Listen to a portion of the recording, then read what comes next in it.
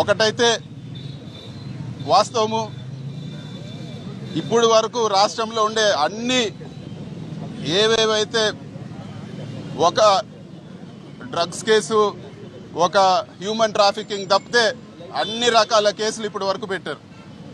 ఒకటే నేను చెప్పదలుచుకున్నాను, కోర్టు పరిధిలో ఉంది కాబట్టి పూర్తి వివరాలు చెప్పలేను. ఇది పూర్తి తప్పుడు కేసు. ఇలాంటి కేసులకు భయపడేది లేదు, ధైర్యంగా ఎదుర్కొంటామని చెప్పి కూడా ఈరోజు మీ సమక్షంలో తెలియజేస్తా ఉన్నాను. కోర్టులో డెసిషన్ వచ్చిన తర్వాత ఈ కేసు గురించి కూడా పూర్తిగా నేను మీ అందరితో కూడా మాట్లాడతానని చెప్పి తెలియజేస్తా ఉన్నాను. Thank you.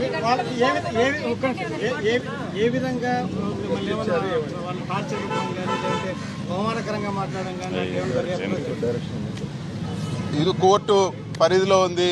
ఈరోజు జరిగిన ఏదైతే సిట్ విచారణ కానీ లేకపోతే కేసు గురించి కానీ నేను మాట్లాడే పరిస్థితి లేదు. ఖచ్చితంగా కోర్టులో డెసిషన్ వస్తానే దీని గురించి నేను పూర్తిగా ప్రెస్ కాన్ఫరెన్స్ పెట్టి పూర్తిగా కూడా నేను మాట్లాడుతాను.